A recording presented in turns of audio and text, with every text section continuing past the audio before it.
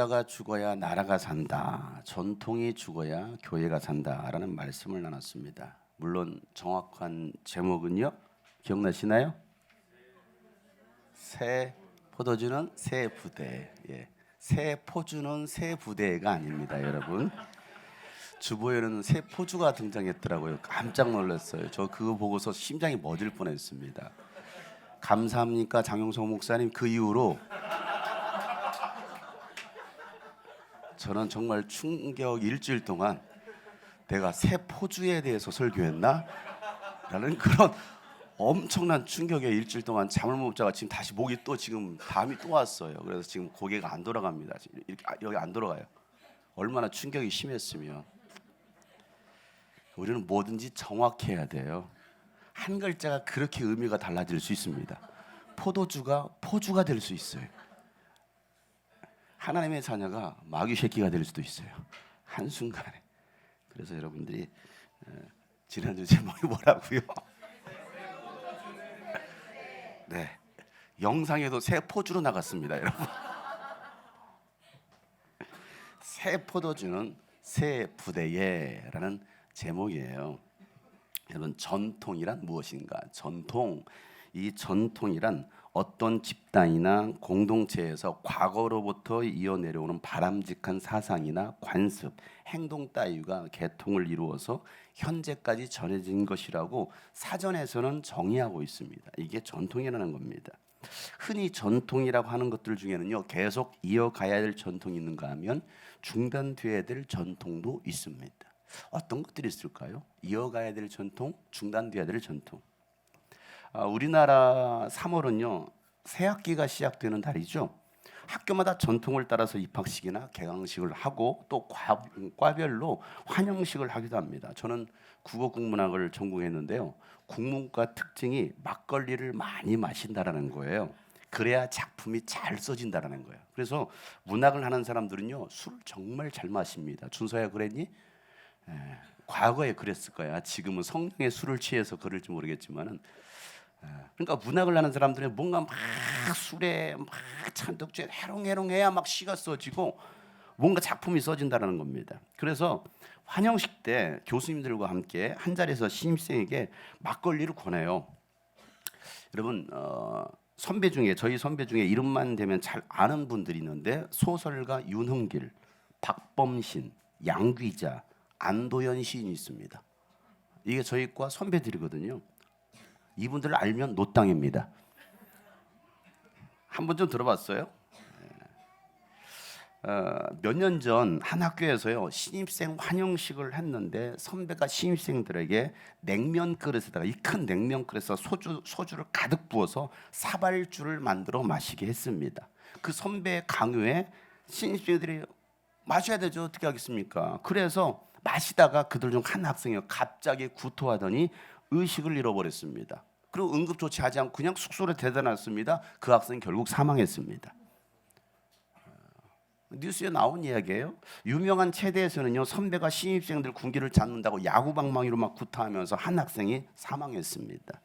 그 추운데 옷을 다 홀라당 벗겨놓고 또 속옷만, 남자나 여자나 할 것 없이 후배들 속옷만 입혀놓고 강가에 세워두고 바닷가에 세우고 그런 일들.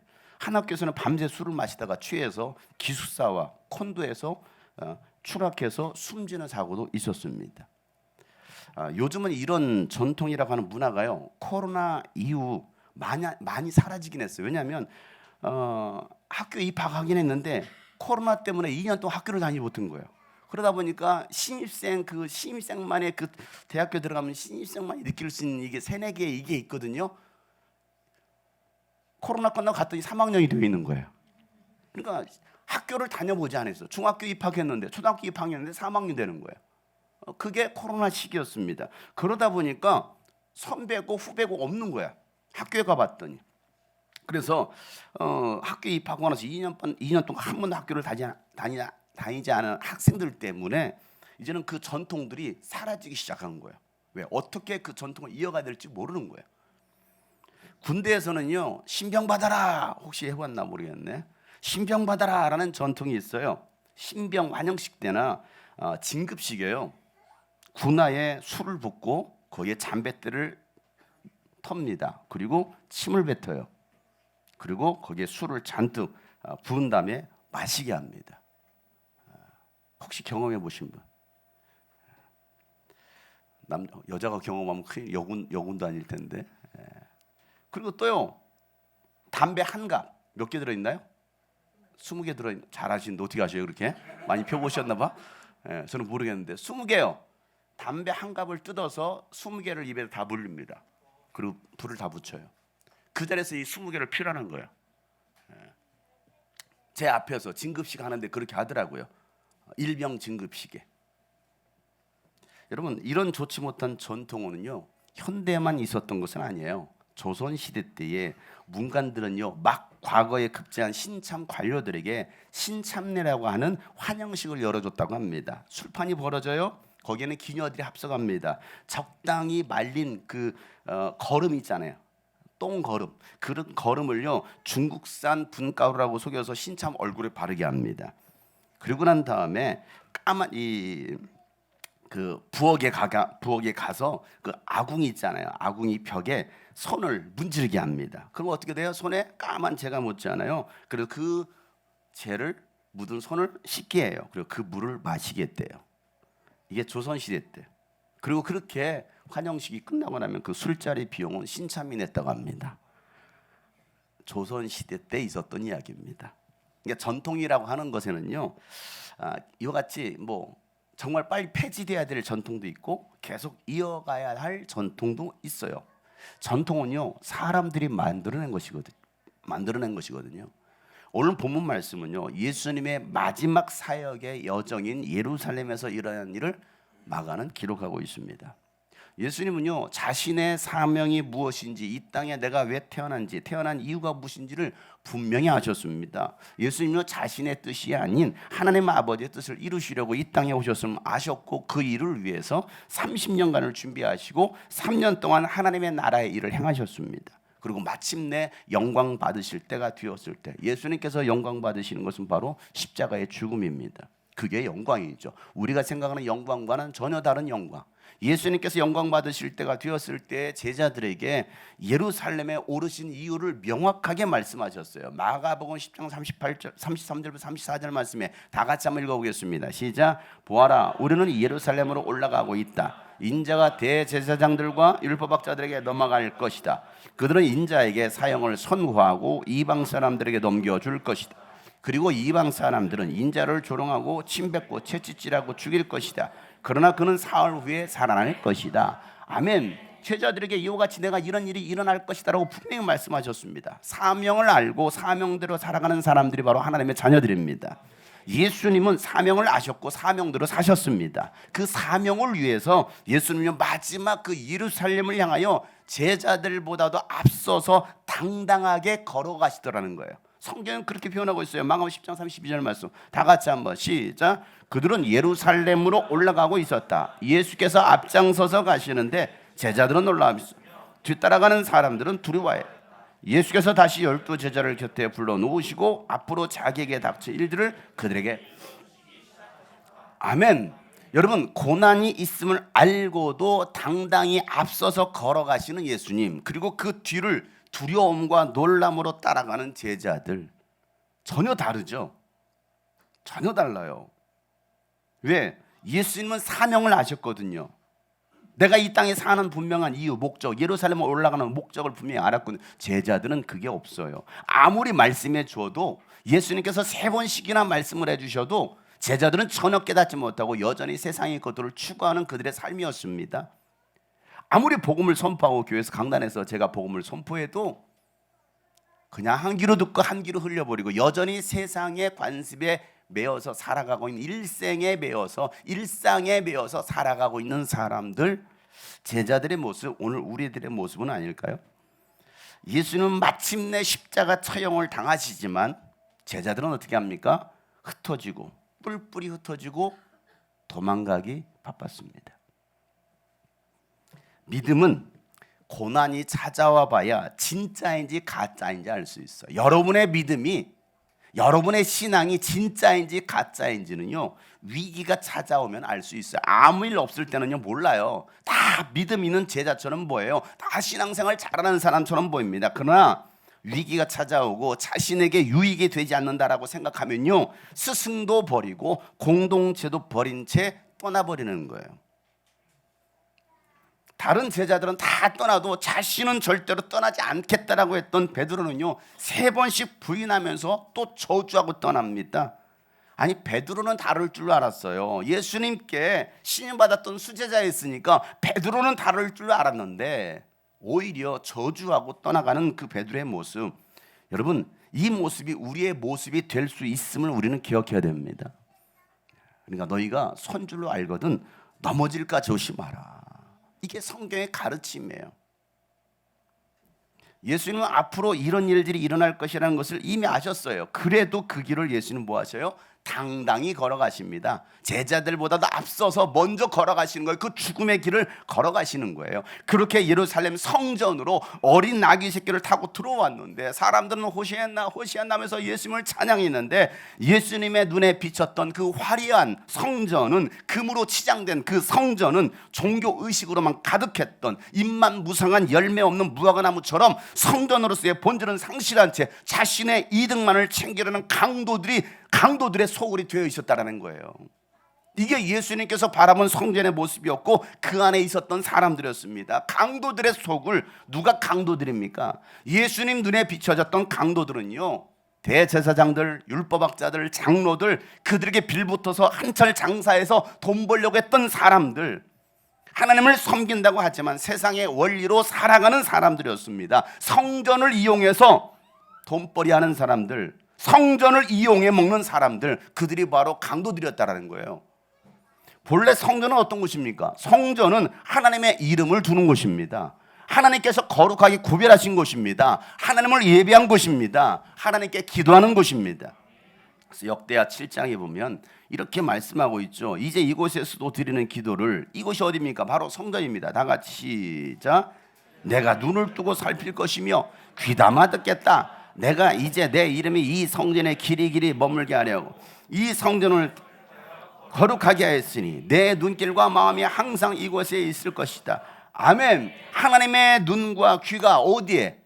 성전에. 언제까지? 항상 내가 이 눈과 귀, 하나님의 눈과 귀가 이 성전에 있을 것이라고, 이 성전을 향하는 것이라고 분명히 말씀하셨어요. 그러니까 하나님의 임재가 있는 곳, 하나님께서 말씀하신 곳이 바로 성전이었습니다. 이 성전은요 솔로몬 시대에 만들어졌어요. 그의 아버지 다윗이 하나님을 위해서 성전을 지으려고 했지만 하나님은요 허락하지 않으시고 솔로몬을 통해서 그 성전을 건축하게 하셨습니다. 그런데 다윗 시대에는요 성전이 아닌 성막이 있었던 그곳에 하나님의 법궤를 뒀어요. 이 성막은 모세를 통해서 하나님께서 만들라라고 하셨던 것이었습니다. 출애굽기 39장 32절 말씀에 다 같이 시작. 이렇게 해서 성막 곧 회막의 공사가 이스라엘 자손은 주님께서 모세에게 명하신 모든 것을 그대로 하여. 아멘. 이스라엘 백성들은요 광야 40년 동안 이 성막 중심으로 살았어요. 그리고 하나님은요 절기를 만드셔서 이스라엘 백성들이 기억해야 될 하나님을 섬기도록 성막으로 나와서 제사를 드리라고 말씀하셨어요. 대표적인 절기가 이집트에서 탈출했을 때를 기억하라는 유월절과 무교절입니다. 이제 얼마 후면 이스라엘의 유월절, 무교절이 시작됩니다. 그리고 초실절, 칠칠절, 나팔절, 대속죄일, 그리고 장막절을 만들어서 하나님을 예배하라고 명령하셨습니다. 이 모든 절기는 회개와 감사의 절기였어요. 자, 오늘 본문 말씀의 배경이 되는 절기가 바로 유월절입니다. 근데 이 모든 절기들을 어디에서 지키라고요? 성전으로 나오라는 거예요. 성전으로. 자, 신명기 16장 2절부터 8절 말씀 다 같이 한번 큰 소리를 읽어보겠습니다. 시작. 당신들은 주님께서 자기의 이름을 두려고 택하신 그곳에서 양과 소를 잡아 주 당신들의 하나님께 유월절 제물로 바쳐야, 누룩을 넣은 빵을 이 제물과 함께 먹으면 안 됩니다. 이래 동안은 누룩을 넣지 않은 빵, 곧 고난의 빵을 먹어야 합니다.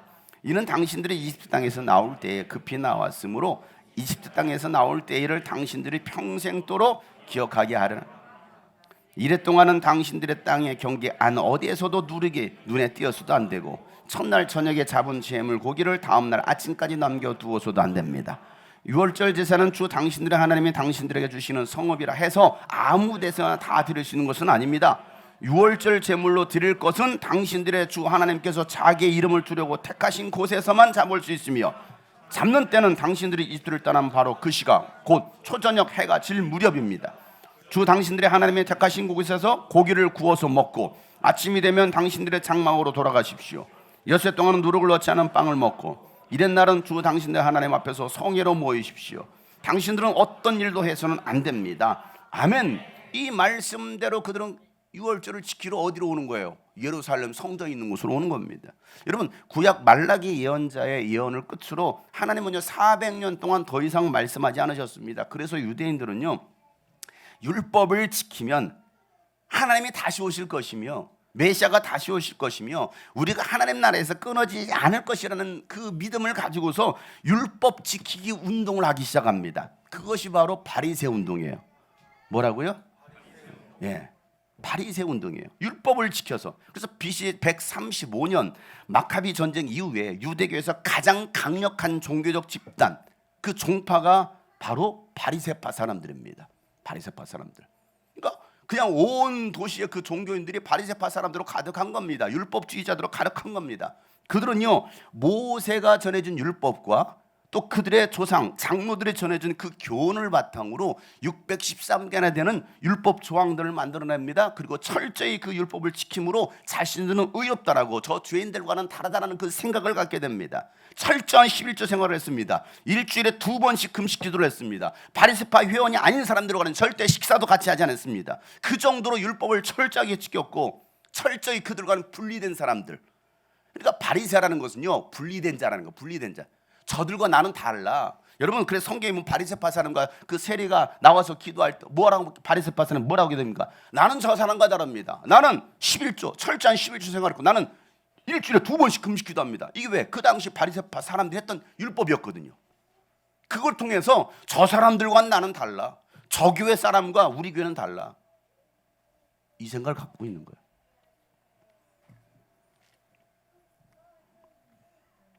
그러니까 여러분 철저하게 세상과 그냥 분리되어 버린 그런 바리새파 사람들을 예수님은 뭐라고 부르십니까? 독사의 자식들아 라고 부르시는 거예요. 뭐라고 불렀다고요? 독사의 자식들아라고 부르는 거야. 이상하지 않아요? 아니 누가 봐도 신앙생활 잘하는 사람 아닙니까? 11주 생활. 여러분 11주 해요? 바리새인 봐도 못 하잖아요. 예수님 뭐라 말씀하시니까 마태복음 5장에 너희들의 의가 바리새인의 의보다 낫지 않으면 절대 하나님 나라 들어갈 수 없다라고 했어요. 11주도 안 해. 금식해요? 일주일에 2번씩? 저도 안 해요. 저는 2번씩 안 하는 게 아니라 아침부터 저녁을 다 안 먹어요. 점심 함께 먹습니다. 바리새인보다 더 나으려고. 금식해요? 하루 3끼도 모자라 야식까지 먹잖아요. 태호가 어떠냐? 에? 밤새 야식 먹고 밤새 게임하고 그러냐? 바리새파 사람들 철저히 11조 생활했습니다. 철저하게 일주일에 2번씩 금식 기도했습니다. 그리고 저들과는 나는 같지 않아요. 저들과는 다릅니다 하고서 스스로를 갖다가 거룩한 자라고 뭐 하는 거예요? 분리시키는 겁니다. 그들을 향하여 예수님은요 독사의 자식들아. 그 유대인들은 그들을 향하여서 바리새인들 야 역시 존경스러운 뭐 저 사람들 정말 신앙생활 참 잘하네. 율법 참 잘 지키네. 저 사람 천국 들어갈 거야 라고 생각했는데 오히려 예수님은 야 이 독사의 자식아. 이건 이스라엘역이고요. 우리나라식으로 하면 이런 도구자식아 그거 아닙니까 여러분? 이런 도구자식아 이런 강아지야. 그런 심한 욕을 하는 거예요. 그런 심한 욕을. 이 독사의 자식아. 사람들이 전해준 전통이 유대교란 이름의 종교가 돼버린 겁니다. 예수님께서 원하셨던 것은 종교가 아니었거든요. 종교생활이 아니었거든요. 그런 제사와 예배를 예수님은요 하나님께서 받지 않으시는 예배라고 말씀하시는 거예요. 마가복음 7장 6절부터 7절 말씀에 예수께서 그들에게 말씀하시기를 다 같이 시작. 이사야가 너희 같은 위선자들을 두고 적절히 예언하였다. 이렇게 기록되어 있다. 이 백성은 입술로는 나를 공경해도 마음은 내게서 멀리 떠나 있다. 그들은 사람의 훈계를 교리로 가르치며 나를 헛되이 예배한다. 아멘. 여러분, 본질을 상실한 채 의식과 전통만 남은 예배는 하나님께서 받지 않으신다라는 거예요. 교회에 나와서 예배하는 사람들 중에 하나님을 공경하지 않는다고 할 사람이 누가 있겠습니까? 다 하나님 공경과 하나님 사랑하고 또 하나님 다 믿는다고 얘기하지 않겠어요? 그런데 예수님은 뭐라고 말씀하십니까? 너희들이 오늘 이 자리에 나와 앉아있지만 너희들이 헛되이 하나님을 예배하고 있어, 잘못 예배하고 있어 라고 말하시고 계시더라는 겁니다. 613개나 되는 율법을 지킨다고 해서 그들이 다 하나님을 제대로 믿는다라고 말할 수 없다라는 거예요. 이 말씀을 듣고 우리는 우리 자신을 다시 한번 점검해 보는 겁니다. 여러분, 이스라엘 전역과 전 세계에 흩어진 디아스포라 유대인들은요, 율법대로 유월절을 지키기 위해서 성전이 있었던 예루살렘으로 모여야 했습니다. 왜? 이게 하나님께 정하신 법이었으니까. 그런 여러분, 예루살렘에 얼마나 많은 사람들이 모였겠습니까? 이스라엘과 전 세계에 흩어진 유대인들이 오늘날 1300만 명이라고 합니다. 전 세계에 흩어진 그 이스라엘 안에 있는 사람들이 약 800만 명이라고 그래요. 800만. 그러니까 전 세계에 흩어진 사람들 1300만 명이 지금도 유대인들입니다. 그 당시는요. 그 당시도 많았어요. 여러분, 지금이 1300만 명이라고 하면 1000만 명만 잡아보세요. 1000만 명입니다. 자, 1000만 명 정도가 유대인들이라고 한다면 이스라엘 살고 있었던 유대인들, 또 흩어져 있던, 왜? 그 유월절을 지키기 위해서 흩어졌던 사람 들어왔으니까 그 유월절 절기를 지키기 위해서 예루살렘으로 왔다 간다면 그 유월절 제사를 위해서 양을 몇 마리나 잡았을까요? 계산해 보세요. 자, 1000만 명으로 계산해 보세요. 1000만 명인데 이 1000만 명 모두가 제사를 지내야 되거든요. 모두가. 유월절의 절기가 뭡니까? 온 식구가 모여서 먹을 양을 잡는 거예요. 양새끼. 그래서 양새끼 한 마리에 10명이 먹을 수 있습니다. 오늘 우리 양 한 마리 잡을까요? 양자를 잡을까요? 양 한 마리, 어린 양 한 마리가 10명을 먹을 수 있는 분량이라고 그래요. 그러니까 그 숫자에, 이거 내 식구가 5명밖에 안 돼요. 그러면 어떻게 됩니까? 한 마리 잡아서 이웃 5명을 데리고 오는 걸 같이 10명이 먹는 겁니다. 자, 그러면 1000만 명이라고 했을 때 양 얼마를 잡아야 돼요? 그렇죠. 계산 잘하네요. 100만 마리입니다, 여러분. 양 100만 마리가 지금 어디에 있어요? 예루살렘 다 와 있는 거야. 100만 마리가 동시에 이러면 울고 있다고 생각해 보세요. 100만 마리가 나 좀 잡아가. 우리 양잡아 한번 해보세요. 오늘 잡아야겠네. 오늘 바로 잡아야겠네. 20인분은 될 것 같아. 20인분. 새끼 양을 잡아야 되는데 큰 양이니까. 여러분, 상상을 해보세요. 그 수많은 사람들이 그 좁은 예루살렘 성전에 모였습니다. 곳곳에 그들의 또 장막을 쳐야 되잖아요. 그곳에 머물러야 되니까. 일주일 동안 또 머물러야 되니까. 100만 마리 양, 수많은 사람들. 그러면 예루살렘 성전이 어떻게 됐겠습니까? 역사적 자료에 의하면 그 당시 예루살렘 성전에 양의 피가 사람의 발목까지 차가지고 흘렀다라는 거예요. 얼마나 많은 양을 잡았던지 그냥 출렁출렁하고 걸어 다니는 거예요. 그리고 성전에는요, 멀리서 온 사람들을 위해서 뭐 해야 됩니까? 양과 비둘기를 파는 사람들이 있었어요. 왜? 저기 갈릴리에서 올 수가 없잖아요. 오다가 병들어 죽으면 어떻게 합니까? 그러니까 여기 와서 사는 거야. 예루살렘 성전에 가서 사는 거야. 그럼 싸게 팔까요? 비싸게 팔까요? 당연히 여러분, 관광지는 비싸요. 현지에서 사야지. 관광지는 비쌉니다. 2배, 3배 부릅니다. 그래도 아시니까 해야 되니까 사야 돼, 안 사야 돼요? 사는 거예요. 어쩔 수 없이 사는 거예요. 우리 동네에서는 핫도그 1,000원이면 사 먹는데 관광지면 3,000원 주고 사 먹어야 돼요. 똑같은 거예요. 그러니까 배로 불어나는 거야. 그러니까 거기서 흥정이 될까 안 될까요? 안 돼요? 흥정을 해야지. 조금만 깎아주면 안 돼요? 조금만. 자, 그리고 병든 양과 건강한 양이 있어. 어떤 양을 드려야 돼요? 당연히 건강한 양을 드려야지. 왜? 병든 것은 하나님 받지 않는데. 그러니까 값이 올라가는 거예요. 그 값도 매기기 나름이야. 자, 그런 사람들 또 성전 왔으니까 뭘 내야 됩니까? 성전세, 헌금. 여러분, 교회 왔으니까 뭐 해야 돼요? 헌금. 아니, 성전에 들으면 성전세를 내야 돼. 자, 성전세를 내려면 그들은 전 지역에 흩어져 있다가 전 세계에 흩어져 있다가 예루살렘으로 들어와 있으니까 예루살렘 성전에서만 쓸 수 있는 돈 2분의 1 반세겔. 환전을 해야 되는 거예요. 로마 돈을 이스라엘 돈으로 환전을 해야 됩니다. 그러니까 환전소가 생겼습니다. 하나님께 드릴 제물을 위해서 흥정하는 사람들, 장사하기 좋은 자리를 줘서 뭐합니까? 이 자리는 더 비싼 자리야, 저쪽은 좀 싸. 그러니까 그렇게 자리를 주어서 이득을 취했던 대제사장들, 그야말로 거룩해야 될 성전이 주말 장터가 된 거예요. 여러분, 성경에서 근거한 것이었지만 변질되어 버렸습니다. 출애굽기 30장 14절부터 15절 말씀 다 같이 한번 읽어보겠습니다. 시작. 20살이 넘은 남자 곧 인구 조사를 받은 사람은 누구나 다 주에게 이 예물을 갖지. 너희가 목숨값으로 속전을 주에게 올리는 예물은 반세겔이다. 부자라고 해서 이보다 더 많이 내거나 가난한 사람이라고 해서 이보다 덜 내는 일이 없도록 하여라. 아멘. 여러분, 이스라엘은요 지금도 이 반세겔을 동전으로 사용하고 있어요. 반세겔.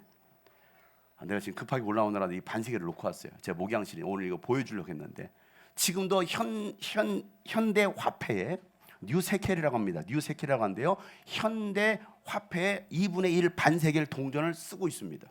왜? 성전에 쓰고 있으니까. 2분의 그렇게 써 있어요. 2분의 1. 오늘 예배 끝나고 보고 싶은 분 저한테 찾아오세요. 보실 때 1,000원씩 들고 오셔야 됩니다. $1 들고 오셔야 돼요. 2분의 1 반세겔. 자, 지금은 예루살렘 성전이 있어요, 없어요? 없습니다. 그래서 성전에서 뭐 할 수 없어요? 뭐 할 수 없어요? 제사를 지낼 유월절 제사는 지낼 수 없어요. 그러나 유월절 의식은 하겠죠. 제사는 지낼 수 없지만. 그런데 사마리아에서는요, 사마리아에서는 예수님 시대나 지금이나 양을 잡아서 사마리아 유월절 절기를 지키고 있습니다.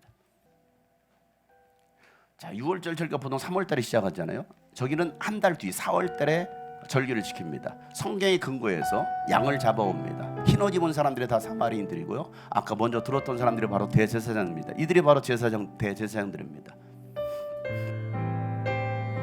자, 그리고 회개기도를 먼저 합니다. 올리브나무, 장작으로서 올리브나무, 그리고 양을 잡습니다. 사람 수에 맞춰서. 자, 목에 숨통을 끊어버려요. 양은 소리 지르지 않습니다. 그저 몸부림칠 뿐입니다. 근데 성경에 분명히 그렇게 말씀하고 있어요. 그리고 모든 고기를 다 불로 태워서 구워 먹으라고 그랬어요. 가죽을 다 벗기죠. 그리고 그 모든 것들은 다 가죽과 기름기는 다 불태우라고 말씀하셨어요.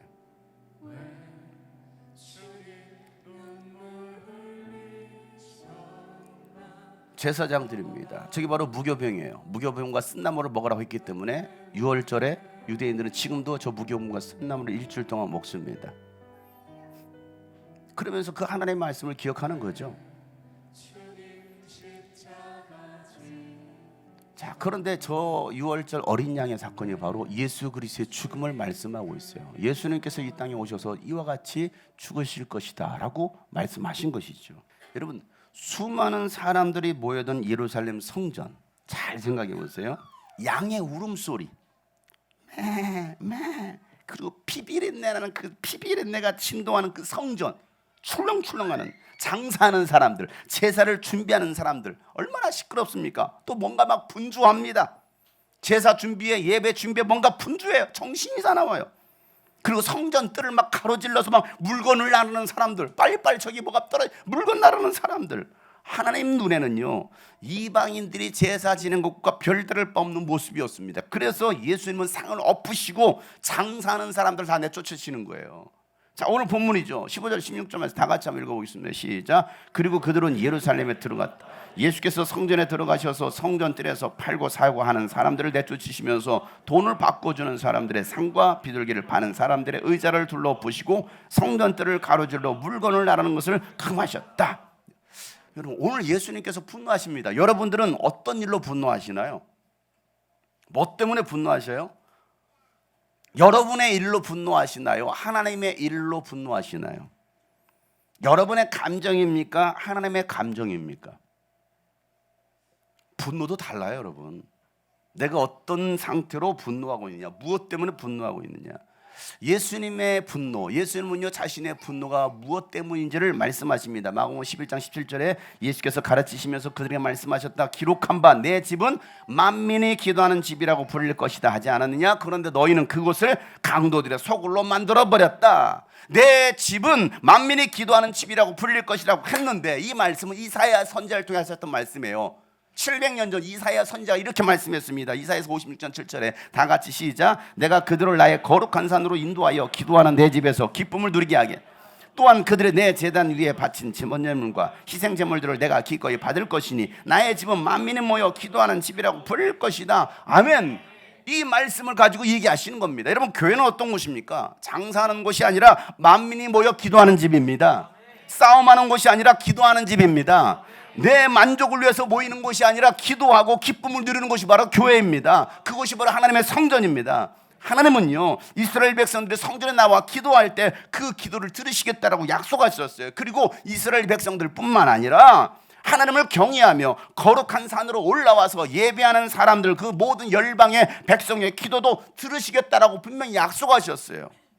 우리 지난주 말씀 나눴잖아요. 시편 96편 7절에 보면 만방의 족속들아, 민족들아, 주님을 찬양하여라. 주님의 영광과 권능을 찬양하라 말하고 있습니다. 모든 열방의 민족들아. 요한계시록 7장 9절 말씀에 다 같이 한번, 여러분 아까 했던 찬양의 내용이에요. 다 같이 시작. 그 뒤에 내가 보니 아무도 그 수를 셀 수 없을 만큼 큰 무리가 있었습니다. 그들은 모든 민족과 종족과 백성과 언어에서 나온 사람들인데 흰 두루마기를 입고 종려나무가지를 손에 들고 보좌 앞과 어린 양 앞에 서 있었습니다. 아멘. 모든 민족, 종족, 백성, 언어에서 나온 사람들이라는 겁니다. 수많은 이방인들. 스가랴 14장 9절 말씀 에도 주님께서 온 세상의 왕이 되실 것이라는 겁니다. 모든 유대인의 왕이 아니고 온 세상의 왕. 그날이 오면 사람들은 오직 주님 한 분만을 섬길 것이고 오직 그분의 이름 하나님만으로 간구할 것이라는 겁니다. 미가 예언자도 이렇게 예언합니다. 4장 1절에 다 같이 시작. 그날이 오면 주님의 성전이 서 있는 주님의 산이 산들 가운데서 가장 높이 솟아서 모든 언덕을 아래로 내려다보며 우뚝 설 것이다.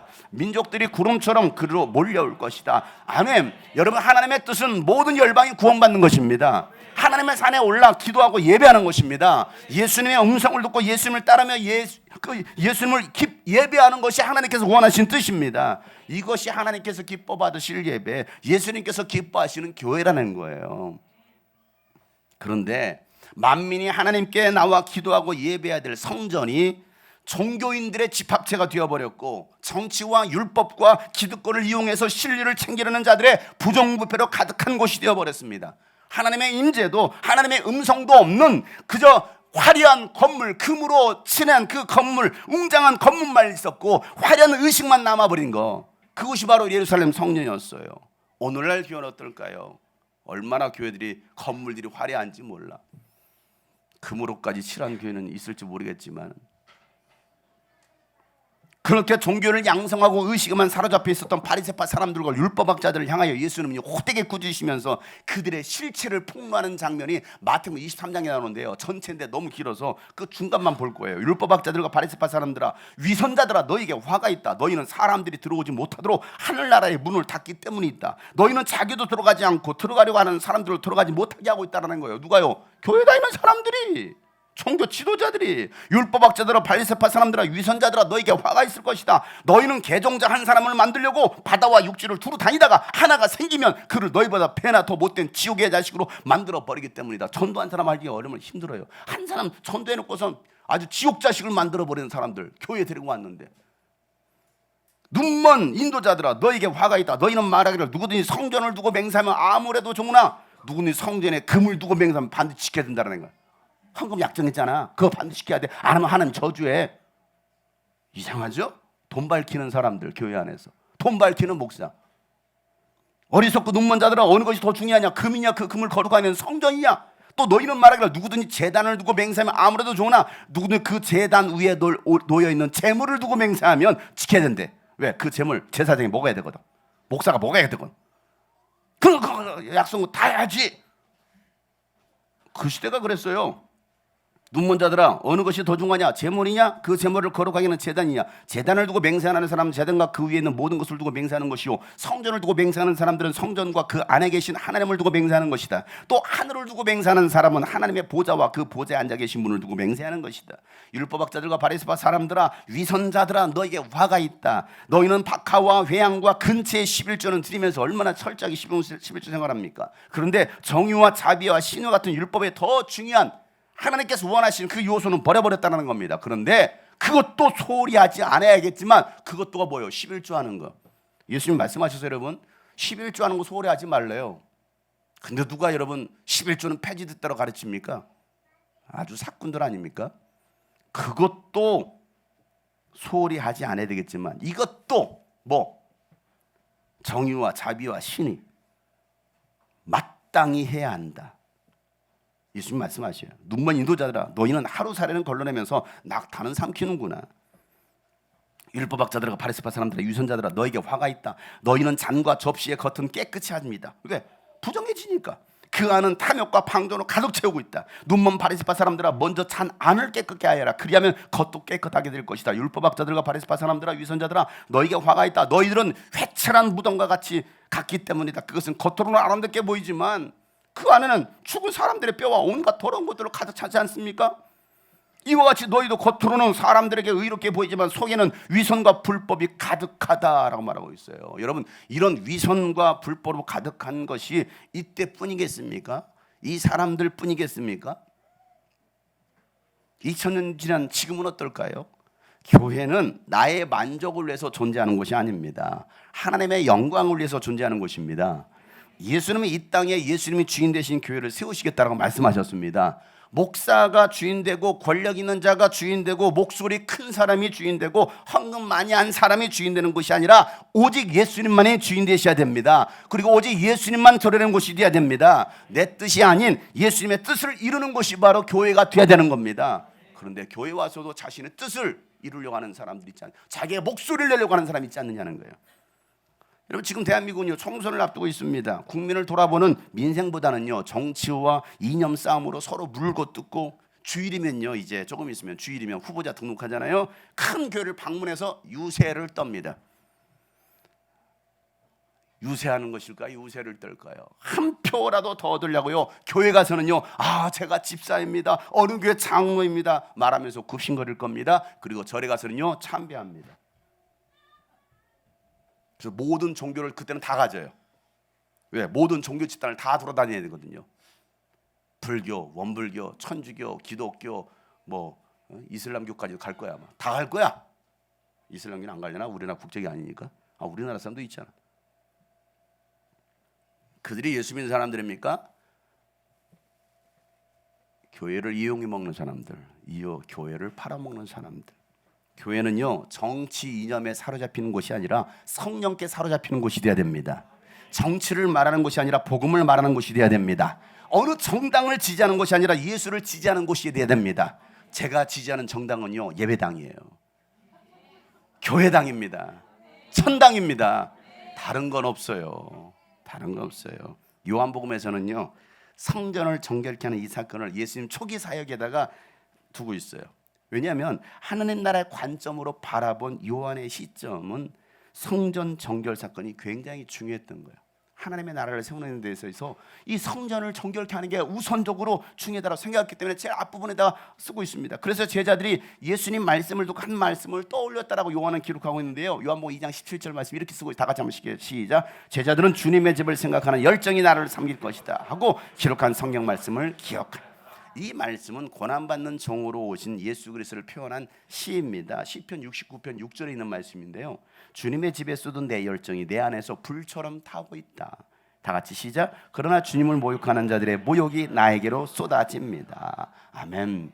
예수님은 성전에 대한, 교회에 대한 하나님의 그 임재가 있었던 그 성전에 대한 열정이 아주 대단했어요. 하나님의 영광으로 가득하고 하나님의 임재가 있어서 백성의 기도를 들으시고 백성을 사랑하고 또 백성을 용서하고 교제하는 공간이 성전이었기 때문에 하나님의 관심, 눈과 귀가 다 그곳에 향해 있다라고 말씀하셨어요. 그런데 예루살렘 성전은 더 이상 그런 곳이 아니었어요. 하나님 보기 싫었어요. 꼴 보기 싫었어요. 누가 좀 저 성전문을 걸어 잠궈버렸으면 좋겠다라고 말했던 겁니다. 그래서 예수님은 성전을 바라보시면서 눈물을 흘리시고 상을 엎으시면서 분노하시는 거예요. 교회가, 오늘날 교회가 북적거리는 수많은 사람들과 화려한 전통은 있는데 피를 토하는 생명의 복음이 없다면 예수님은 이 강대상을 엎어버리실 거예요. 교회가 인간적인 즐거움은 있는데 피 흘림의 고통과 눈물의 희생이 없다면 여러분 먹는 그 밥상을 다 엎어버릴 겁니다. 교회가 원망과 불평과 수다 떠는 사람은 있는데 영혼 구원을 위한 목숨 건 기도와 전도가 없다면 강도들을 내쫓으실 거예요. 여러분, 이런 말씀을 누가 제일 싫어하겠어요? 제가 현대식으로 지금 표현했는데요. 그 당시 누가 싫어합니까? 당사자들인 강도들이 제일 싫어하는 거예요. 오늘 이 말씀을 들으면 뭔가 기분이 나쁘고 좀 찝찝하다. 당신이 강도요. 무슨 말인지 이해가 가십니까? 목사님 또 저런 설교. 강도라니까요. 그래서요, 그 설교를 들었던 그 강도들은 예수님을 죽이려고 모의하기 시작하는 거예요.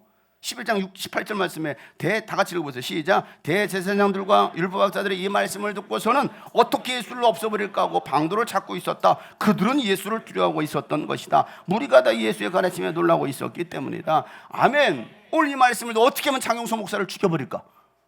어떻게 하면 장용서 목사를 쫓아내버릴까? 이걸 생각하고 있는 이 강도들 있어요. 말씀을 듣고 찔림을 받고 예수를 죽이려고 하는 사람이 될 것이냐, 아니면 찔림을 받고 회개하는 사람이 될 것이냐. 회개하면 용서와 구원을 받을 것이지만 회개하지 않는다면 자기 죄값으로 심판을 받게 될 것입니다. 이게 예수님의 말씀이에요. 또 그게 이스라엘 역사 속에 다 그대로 드러나고 있습니다. 사랑하는 성도 여러분, 교회는 만민이 기도하는 집입니다. 모든 나라 모든 사람이 들어와서 하나님을 찾고 하나님을 만나고 인생이 변화받아서 하나님을 예배하는 것이 바로 교회입니다. 병든 자, 눌린 자, 소외된 자, 약한 자 누구든지 들어와서 하나님께 기도하고 치유가 일어나야 되는 것이 바로 교회입니다. 그것이 성전이라는 거예요. 기도하지 않는 교회, 기도하지 않는 사람은요 시험 듭니다. 예수 공동체를 떠납니다. 죽은 공동체를 떠나는 거예요. 다시 세상으로 고기 잡으러 갑니다. 모든 것을 버리고 힘들게 따라왔어도요, 떠날 때는요 뒤도 안 돌아보지 않고 쉽게 가버려요. 따라오는 것은 힘든데 돌아가는 건 정말 쉬워요. 정말 쉬워요. 기도 외에는요 다른 방법이 없습니다.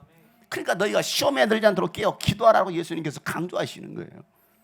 목장교회는요 영혼을 구원하는 기도의 집입니다.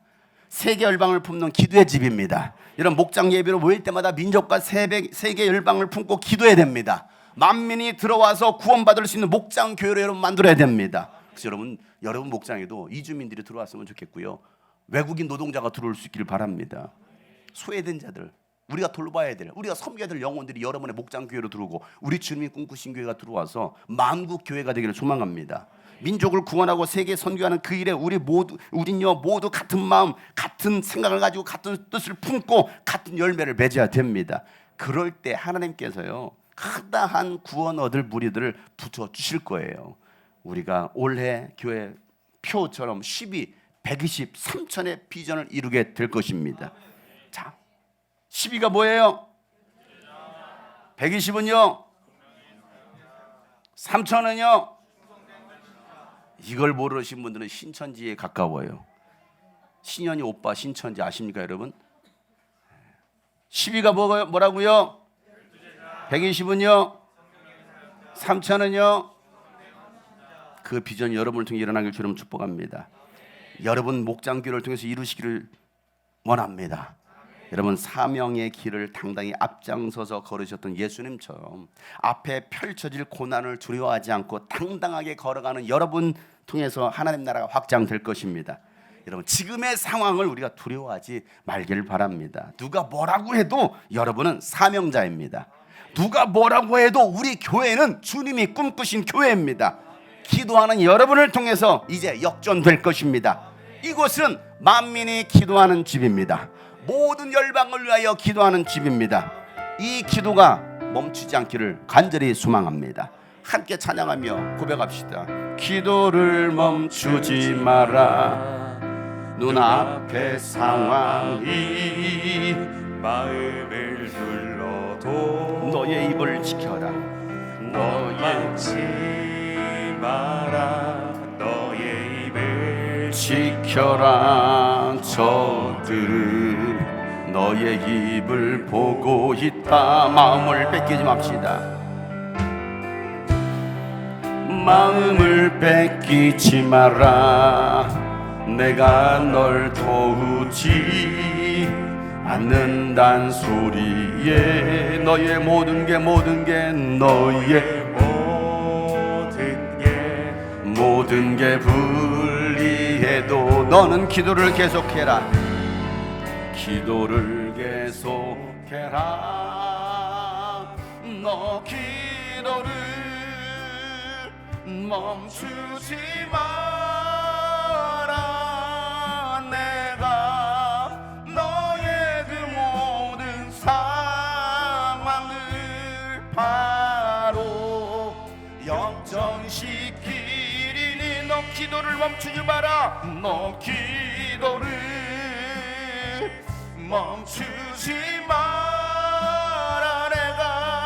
내가 잠시도 쉬지 않고 모든 걸 지켜보고 있으니 바로 역전되리라. 바로 역전되리라. 기도를 멈추지 마라. 우리 말씀을 기억하며 찬양합시다. 기도를 멈추지 마라. 눈앞의 상황이 마음을 눌러도 원망치 맙시다. 원망치 마라. 너의 입을 지켜라. 저들은 여러분의 이름을 지켜보고 있습니다. 원망하는지 불평하는지 의심하고 있는지 흔들리고 있는지 여러분 마음을 뺏기지 마세요. 마음을 뺏기지 마라. 마음을 뺏기지 마라. 내가 널 도우지 않는단 소리에 너의 모든 게 불리해도 너는 기도를 계속해라. 너 기도를 멈추지 마세요. 멈추지 마라. 내가 너의 모든 상황을 바로 역전시키. 너 기도를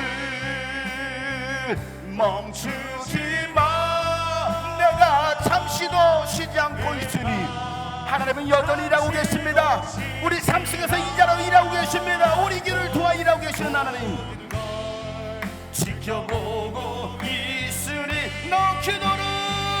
너 간절하게 기도하는 마음으로 주님 앞에 두 손을 높이 들고 하나님 아버지 내가 기도하는 자가 되기를 원합니다. 내가 너의 그 모든 여러분 역전시켜 주실 거예요. 부흥시켜 주실 거예요. 회복시켜 주실 거예요. 너 기도를 멈추지 마라. 너 기도를 그렇습니다. 내가 기도를 쉬지 않기를 원합니다. 멈추지 않게 하여 주시옵소서. 내가 잠시도 쉬지 않고 모든 걸 하나님 내가 정말 기도하는 자가 되기를 원합니다. 나를 통하여 열방이 주께로 돌아오게 하여 달라고 나같이 한번 간절히 기도합시다. 하나님 아버지요 만민이 기도하는 집이라고 말씀하셨으니 우리 교회가 목장교회가 기도하는 교회 기도하는 목장 되게 하여 주시고 시험의 기도를 멈추지 마라. 내가 너의 그 모든 상황을 바로 역전시키리니 너 기도를 멈추지 마라. 내가 잠시도 쉬지 않고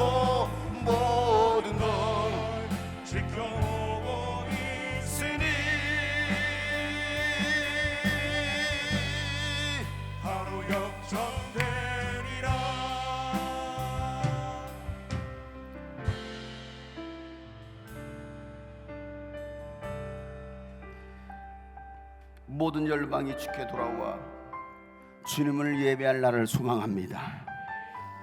모든 열방이 주님의 영광을 보기를 소망합니다. 하나님, 그때까지 우리가 기도를 쉬지 않게 하여 주시옵소서. 기도하는 교회가 되게 하여 주시옵소서. 열방을 품고 나가는, 민족을 품고 나가는 우리 교회가 되게 하여 주시옵소서.